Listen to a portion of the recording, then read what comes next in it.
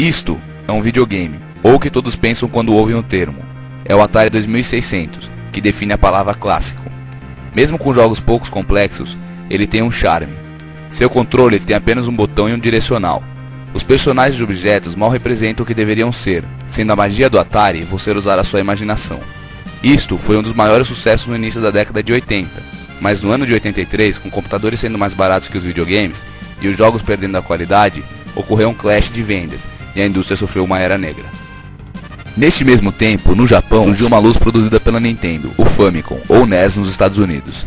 Dessa vez, os gráficos eram mais detalhados, de 8 bits, e a tecnologia mais avançada, de controles com mais botões. Bit é basicamente a menor capacidade de informação armazenável, sendo que quanto menos bits, pior será o gráfico do jogo. Entre seus jogos famosos, encontramos o Super Mario Bros. E Legend of Zelda. O videogame foi um tremendo sucesso e levantou o mercado de games, aparecendo em filmes famosos como Os Caça-Fantasmas e Wizard. Uma outra empresa, a Sega, tentou competir com o NES com o Master System, com a mesma capacidade gráfica, mas seus jogos não eram tão memoráveis, e a Nintendo já dominava o mercado quando ele surgiu. A solução foi criar outro videogame, algo sério, em que as pessoas gastassem seu dinheiro, o Sega Genesis, ou Mega Drive no Brasil. Tinha de especial em relação ao NES um processador de 16 bits ao invés de 8 bits, permitindo a criação de gráficos melhores. Foram criados jogos divertidos para o Genesis, incluindo o Sonic, mascote da empresa. A Sega investiu muito em comerciais e fez contratos com a mídia esportiva e cinematográfica, sempre superando a Nintendo, fazendo algo que sua rival não conseguia. Para não ficar para trás, a Nintendo também criou seu próprio videogame de 16 bits, o Super Nintendo. Os jogos de seu videogame anterior sofreram uma transformação nos gráficos e as pessoas se interessaram em comprar um novo aparelho.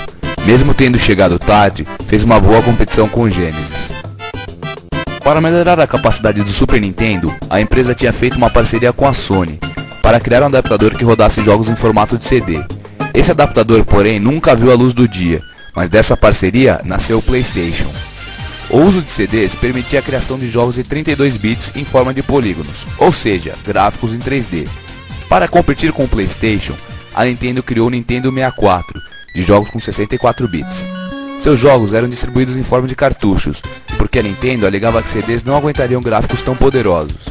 Seu controle se diferenciava dos outros, tendo 3 formas diferentes de se segurar, e havia a opção de 4 jogadores simultâneos.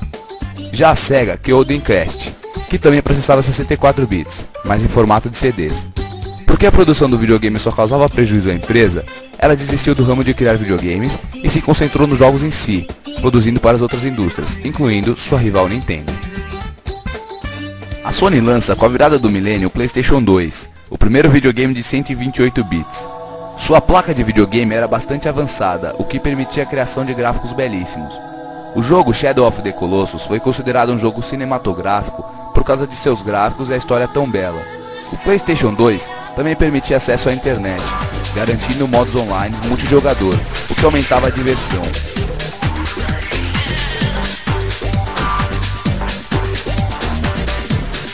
A Microsoft havia percebido que poucas empresas no mundo poderiam criar um videogame tão potente como o PlayStation 2, e uma delas era ela. Então a empresa de Bill Gates criou o Xbox, um console que permitia também belíssimos gráficos de 128 bits. A Nintendo criou o GameCube, um videogame de formato quadrado que parecia um brinquedo. Ao contrário da Sony e da Microsoft, que queria chamar a atenção de um público mais infantil, permitia a ação de 4 jogadores simultâneos e foi o primeiro videogame com controle sem fio. As 3 empresas lutaram pelos direitos de exclusividade de vários jogos, mas somente o PlayStation 2 atingiu um grau tão grande de popularidade. Chegamos atualmente e temos 3 consoles principais, o Nintendo Wii, o PlayStation 3 e o Xbox 360. Todos com 128 bits, mas com placas de vídeo diferentes, mostrando diferentes formas de processar os gráficos, além de possuírem seus próprios serviços online. Há também no mercado brasileiro o Zibo, criado pela Tectoy em uma parceria com a empresa norte-americana Qualcomm. Esse videogame foi criado com o objetivo de competir com o PlayStation 2 e ganhar o mercado brasileiro. Ele é diferente do habitual, já que dispensa cartuchos ou CDs. Os jogos são baixados pela rede online Zibo Net 3G e armazenados na memória do videogame, com o objetivo de vencer a enorme pirataria do Brasil. Seus gráficos estão entre os do PlayStation 1 e do PlayStation 2. Ele possui também um controle boomerang, que funciona como sensor de movimento, que mesmo não sendo tão poderoso quanto o do Wii, aumenta a sensação de realidade. O Xbox 360 apresenta gráficos de alta resolução, além de uma imensa inteligência artificial, o que nos passa uma intensa sensação de realismo. O PlayStation 3 também possui gráficos avançados, um controle com sensor de movimento chamado Six-Axis e um sistema anti-pirataria bem desenvolvido. O Nintendo Wii, por sua vez, não ligou muito para os gráficos, ligando mais para a interatividade entre o jogador e o jogo. Seu controle, ou Wii Remote, usando uma tecnologia Bluetooth, capta os movimentos do jogador e realiza-os no interior do jogo, dando uma sensação de realidade artificial.